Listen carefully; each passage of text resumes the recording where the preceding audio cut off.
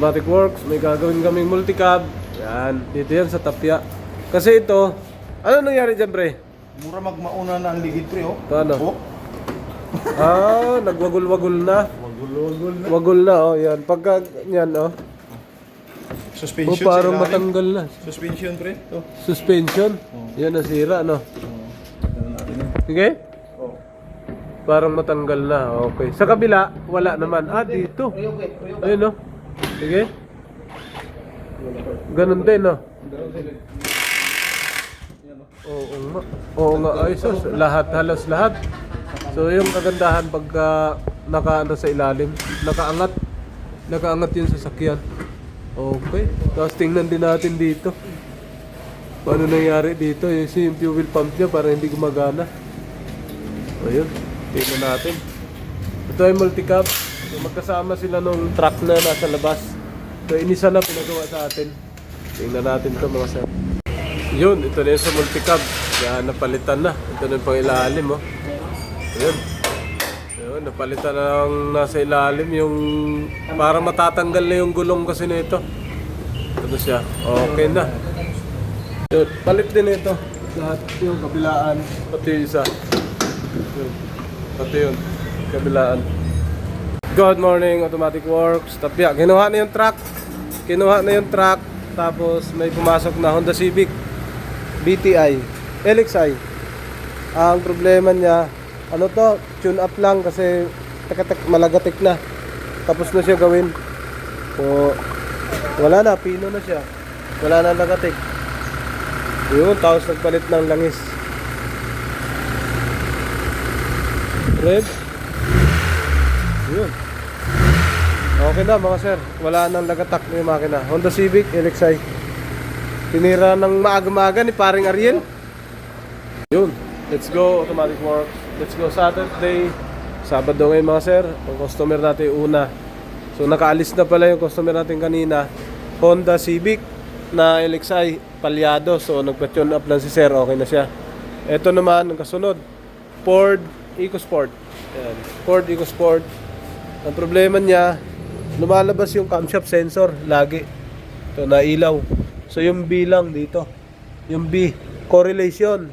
So titingnan natin kung saan nanggagaling. Nawawala naman siya pero bumabalik. Tapos wala namang sira ang wirings, stock naman. Pagka ginagasan mo, lumalabas yung camshaft sensor. Pero sa sakyan, wala kang mararamdaman. Pero yung lumalabas yung camshaft sensor, correlation. Camshaft B. Kasi ito naman, ito. Ito, waiting kami sa pyesa nito, dito. Sa ilaw. Tapos may LED na kami dumating na ito. Ito na. Kabila, ito LED niya. Kaya kasama ko si paring Ariel nandito. Ariel Mechanic. Ito ikakabit naming LED. Yan, para dun.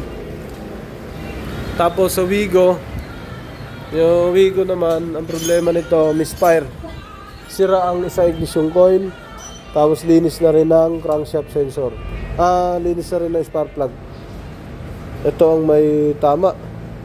Tapos pati yung brake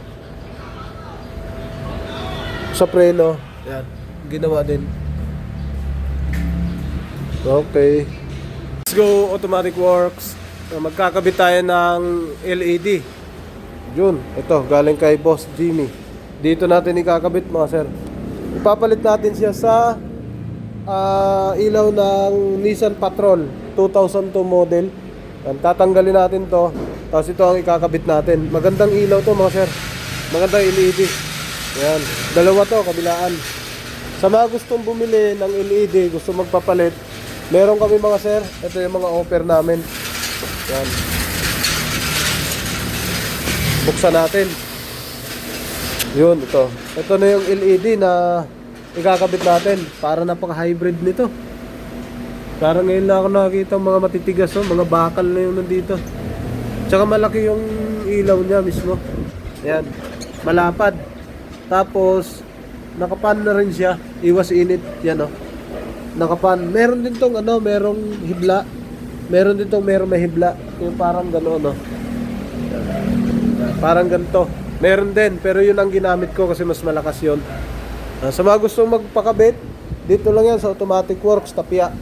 Yan, dito yun. Gusto nyo magpakakabit ng kinetic.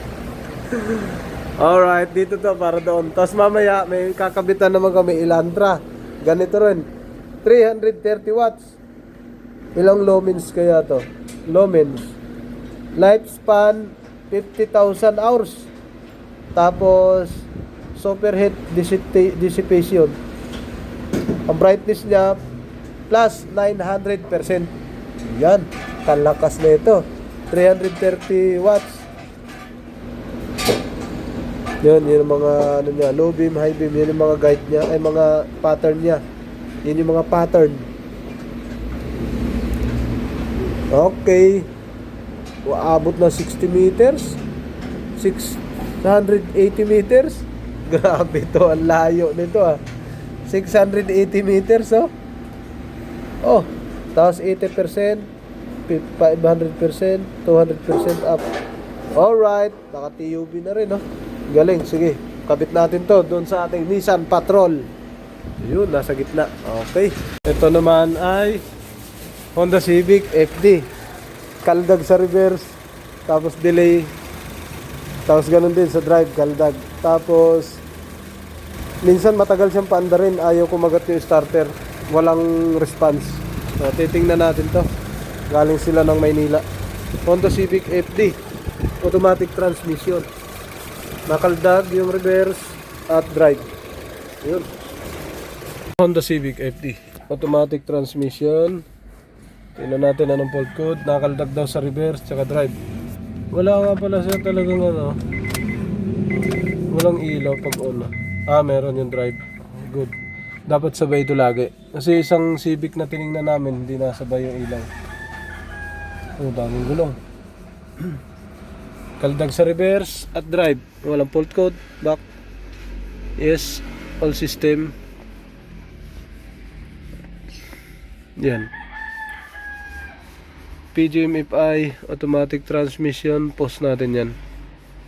Post natin. Tingnan natin kung saan tumama yung sira. Ayan. May automatic transmission dapat. Automatic transmission. Ready TC. No fault code. Data list. Sa data list transmission ang tingnan natin ito. Yan. Okay. Select. Start tayo. Naka-on. Yan ang reading niya. Start. Umandar siya. Na reading. Reverse natin. Reverse. Boom. Meron nga. May delay. Okay naman. Neutral. Drive.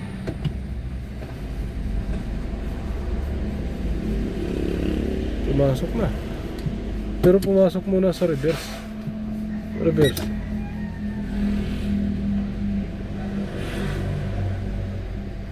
Pasok.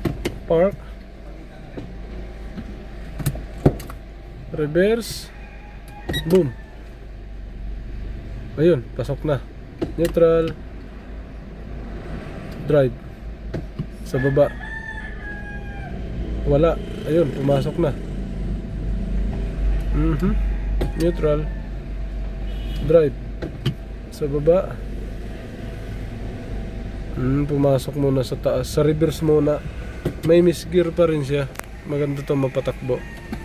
Ayan pakita natin. Blink yung letter D na yan. Hindi. Sa takbo?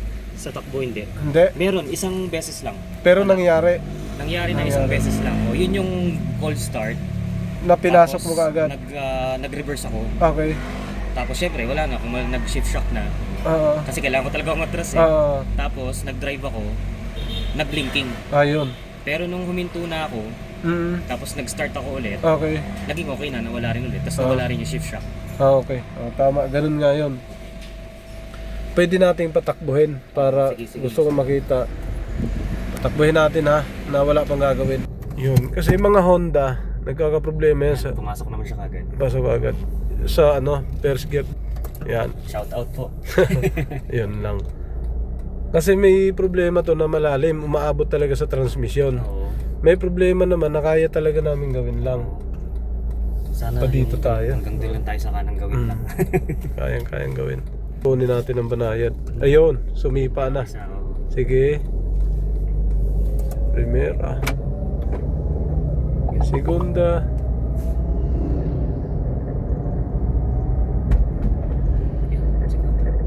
Wala na. May naririnig din ako, yung parang Mechanical yan. parang bumabay-bay.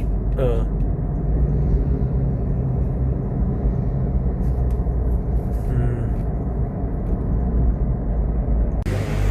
Yun. Tanggalin na natin. Solenoid valve. Ito na yung Ford EcoSport. Tinitira na ni paring Ariel. Nilagyan na ng pang timing. Pang timing to. Tapos ewan ko kasi baka dating nabiak na to, no? Bagong assembly, no? Tapos ayun, ginagawa ulit ni paring Ariel ngayon. Inuulit. Tingnan. So hindi namin alam kung saan to galing. So nagkaroon lang ng problema sa camshaft sensor. Nag-correlation. Alright. Dito yan sa Automatic Works Tapia. Nalinis na yung solenoid valve nung Honda Civic. Kakabit na natin mga sir. Malalaman to bukas pagka kumalog ulit. Yo, what's up? Welcome back to my channel, Automatic Works.